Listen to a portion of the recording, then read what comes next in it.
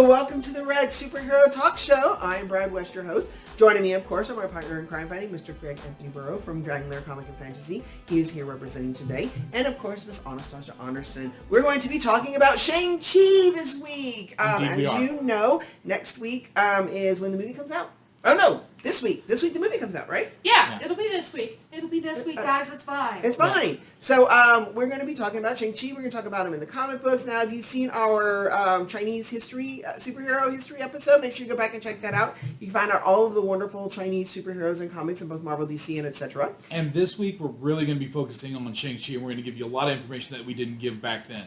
So this is going to prep you for the actual movie, and then on Thursday, and I guess on Thursday and Friday, we will actually have our review of the show, of the movie. So if you haven't seen it by then, you might want to wait to come back and watch those episodes because we will be spoiling.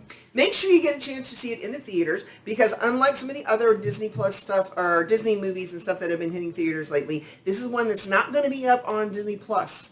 So you're not going to be able to watch it with the Disney Plus Premium. I'm pretty sure Scarlett Johansson's lawsuit had something to do with it. It probably did, exactly even though Disney's saying not, but we're not going to argue with the mouse. However, God forbid you do that. However, it's like objectively the TLDR of that is that the argument Scarlett Johansson made in court is that she would not have made as much money, or she would have made more money if it stayed in the theaters versus if they split it up between that and Disney Plus. And yes, they actively said because of this, they were like, oh yeah, well if that's the case, then let us just try these other two as an experiment. So it's like this one and Free Guy. That's why those are in the theaters and not. Which, by the way, watch Free Guy. It was awesome. Guy was fun. It was awesome. It was really good. Ryan Reynolds at his peak. But we digress. Support him when you can, though, because this one looks like it's going to be really good. And we are seeing it at the Bullock Laser IMAX. Yeah, Laser IMAX. So. At the Texas State History Museum, you get a chance to go out and see them. They only have it there for a week. It's only going to be out for a couple of months. And go and support that. Now, if you're like us here at the Red Web and you love diversity and you want to see more new kinds of characters and stories and richer backgrounds, and especially in the Marvel Universe, make sure you go and support this. Just much like Wonder Woman and Black Panther, this is an opportunity to really get to see like a different aspect of culture represented and newer, fresher kind of stories and ideas and perspectives. And so we're really kind of hyped about that too. Yeah. And we're looking forward to that in Shang-Chi. It's also a superhero that doesn't get talked about a lot. He is. He's one of the... Yeah, he's one of the fringe characters. I'm hoping that this is going to be kind of like a Guardians of the Galaxy kind of thing, where they're taking a lesser known and they're going to elevate him, and then like in a couple of months from now, like everybody's going to be talking about Shang-Chi. So that's what we're opening right now. Now, if you did not know already, that Shang-Chi has the moniker of the Master of Kung Fu. So and Brother Hand. And what with the what? And Brother Hand. Brother Hand. Oh, that's right. For those of you who read Daredevil or watched the Netflix Daredevil / Iron Fist, and you know about the Hand organization, one of the aspects of Shang-Chi is that the Hand is Chinese and Japanese. It's in different aspects because each little sect is supposed to represent a different discipline of martial arts, and the reason they call Shang-Chi the Brother Hand is because he's the master of the empty hand. He's the way of the empty hand, even though he is proficient in other martial arts and weapons and things, which we'll talk about some more too. But primarily, though, his original comic book was titled Shang-Chi, the Master of Kung Fu. That was literally like the name of the book and stuff. And so Greg is going to tell us a little about the publication, the creators, and the years and dates. Steve Englehart was the writer who created Shang-Chi, and Jim Starlin was the original artist. Jim Starlin, for you all know, created Thanos. Yeah. So he's a very prolific Marvel creator. Yeah. Debuted in Special Marvel Edition number 15, cover dated December 1973. 1973. All right. So obviously, the 70s were huge for the Kung Fu craze. What did they call it? Chop cinema? I thought it. Chop suey. Chop suey. Chop sake. They called it chop Chop sake. sake? I don't know what that meant. I never even heard that term until we were doing some of our research. Apparently, that was a kind of a thing. Obviously, what were some of the main influences in American television and stuff, Greg? Well, are you talking about Kung Fu? Or are you talking about Kung Fu, Kato? Are you talking about from the Green Hornet? Or are you talking about? I'm talking about Shang Chi. He was inspired by David Carradine in the Kung Fu, the actual Why TV did we show. decide to tell this story? Yeah, because why?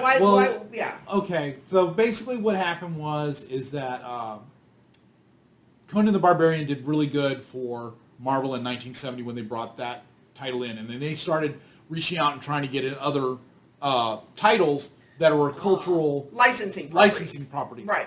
So they reached out to try to get Kung Fu with David Carradine, but it was owned and filmed by Warner Communications, which of course owns DC Comics. So they were like, no. No. They were like, no, that's not going to happen. And so they started trying to create their own stuff. Now remember at the time in the early 70s, who was Bruce Lee was wildly popular. Bruce Lee was hugely popular. Yeah. I mean, I'm not even going to start on Bruce Lee because I will go nuts because I'm a huge Bruce Lee fanboy.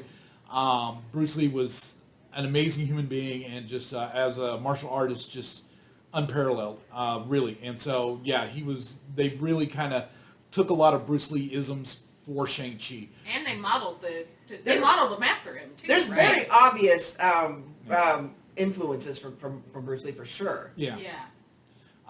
But basically, Shang-Chi was spun off from novelist Sax Rohmer's licensed property as the unknown son of fictional villain Fu Manchu. Of course, Fu Manchu is infamous for nowadays. Major cultural.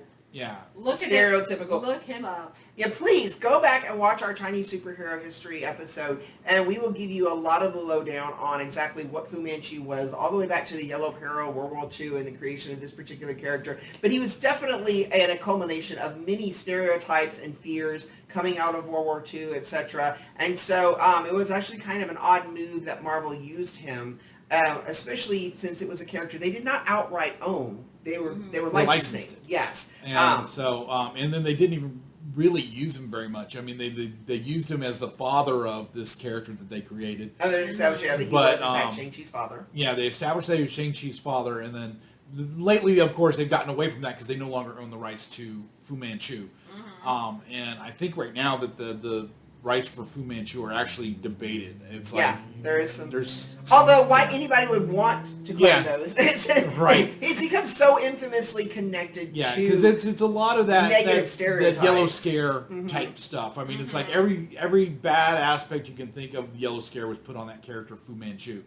I mean, he had the long, mustache, long, twirly mustache. So kind of like Ronald McDonald. It's like they didn't officially retire the character, but they kind of just moved away and then quietly pretended like they just never had him. Like you're not going to see him in any of our stuff anymore, Yeah. Right, but if you've watched any older properties, it's like look for it, you'll find him. Yeah, he's in the older stuff. We did our kaiju episode when they had the license to Godzilla. A lot of the elements from those stories remain, even though they don't directly reference Godzilla. It's kind of the same thing. A lot of the elements of his father, Fu Manchu, are there in the comic books. However, they don't ever actually reference him directly. Which also is why they've changed his father in this movie. Yes. In the Shang-Chi movie, because, of course, they don't own the rights to Fu Manchu anymore. And they're trying to get away from that. And they're trying to make a more respectful story, which I can appreciate. Though I don't like that they chose this villain, but right, we'll talk about that in the third episode.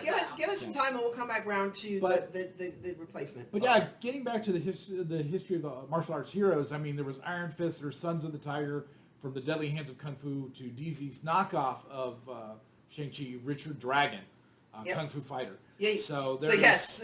So there's he was not the only one. For sure. So there was you want to say what your nickname for Richard Dragon is? I don't think we're going to need to go there. But anyways, so there was a lot of different martial art craze type stuff going on. I mean, it continued on. I mean, the 60s Everybody and 70s. was kung fu fighting. Yeah, everybody was. I mean, there's even a song about it. Everybody was kung fu fighting. Right. You know, so I amuse myself. It's my show. I'm allowed. it was pretty crazy. But I mean, like, yeah, in the early 80s, there was like a whole ninja fascination with ninjas, and then like.